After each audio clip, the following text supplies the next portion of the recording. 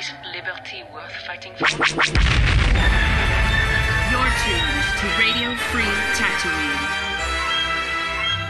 With your host, Sean. Right now I feel I can take on the whole Empire myself. Amy. Technically, I outrank you, right?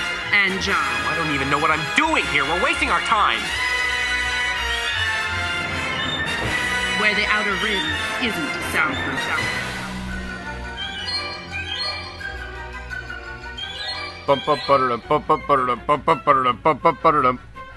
Welcome to Radio Free Tatooine's 100 Days of Star Wars. We're talking about, introductions first. I'm Sean. I'm John. And I'm Amy. And we're talking about the best lightsaber duel today. Mm-hmm. It is day 31, and I'm too excited about it. So I'm gonna start with mine. Is the Phantom Menace, man. Phantom Menace. Duel of Fates? Yeah. Yeah, that's a good one. I say that because in the grand scheme of the Star Wars story, it is a very important moment. Sure. Although, okay, so like having only seen the original trilogy, when I saw that in theaters, when I saw Phantom Menace in theaters, I didn't understand the gravity of that fight just yet. How much it changed. But I did understand how awesome it was. Darth Maul, super scary, crazy lightsaber, martial arts, doing flips. Don't need to be doing those flips, but you're doing the flips. And you take out Qui-Gon Jinn, who is no slouch. Yeah, well, and it was the first time we really saw, I guess, for lack of a better term, the modern lightsaber fighting as opposed to the old school stuff. Yep. And I think that's one of those scenes that's it's kind of a rallying scene in that there's people who love the prequels and there's people who hate the prequels and there's people who love that scene and there are people who love that scene. Yeah, yeah. Like who dislikes like that? No one complains even that the lightsaber fighting hate was the stupid. Sequel, or prequels love that scene. You have to, right? Yep. Whatever complaints you might have about the prequels, the action is not. With the doors that are going. The inexplicable doors. Yeah, they don't make any sense. They don't have to. They're stage dressing. And when the one comes down and, Qui-Gon just, without even missing a beat, just turns his lightsaber off and sits down to meditate. I thought that was so cool. Just, you see so much about their different fighting styles in that. And that was very exciting the first time. So... that's mine. Amy. Darth Vader and Obi-Wan Kenobi. And really? Yep. I mean, for the gravity of the situation, sure. Not the because of the history between the two that we didn't even know about, right? Sure. Mm-hmm. And then B, when Obi-Wan turns off his lightsaber and knows what he's going to do, and he became a trope in that moment. Yeah. The Obi-Wan moment. They refer to that in films when someone just says, "You know what? Sure, I'll die, but best thing I can do right now is." Mm-hmm. Yep.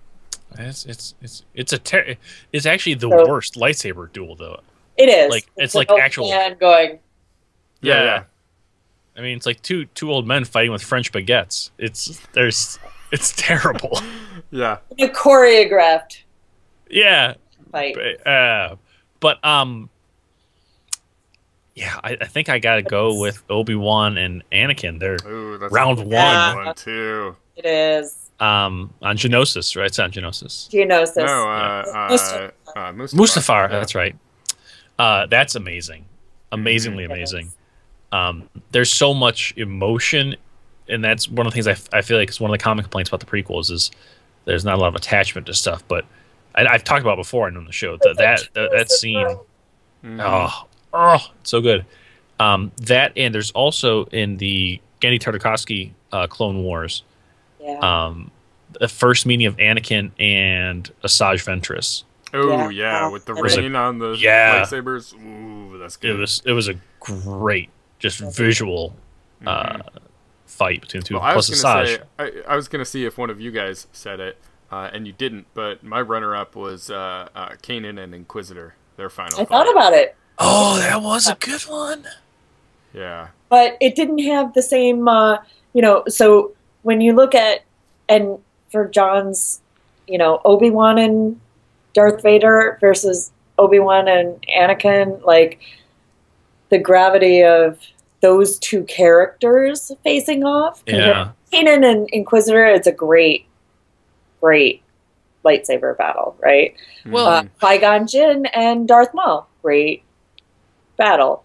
But when you're talking about Obi-Wan and Anakin or Darth Vader, that's and that central history, it's just the emotional, don't want to really fight you kind of thing. Like Well, 4 days ago, we were best friends, and now I'm going to throw your ass in the lava. yeah. You know? Don't make me slice you in half, please. Please the don't. Kanan Inquisitor fight, or the first son, or whatever, is great because it really does seem like it's when Kanan finally decides he's going to be a Jedi again. Yeah. So there's a lot of like implications for that one character. Yeah. But a lot of the other ones, it seems like it's such a wider implication. Yeah. Mm-hmm. Yeah. So there you have it. We love them all, basically. Not all of them. It's Amy's turn. We're zooming. Sorry, Three I dimensions. I had to beat you to it. You've been. I've been It's sitting genetic. still too long, man. All right, we will see you back tomorrow, and we'll be talking about some silly things. Mm-hmm.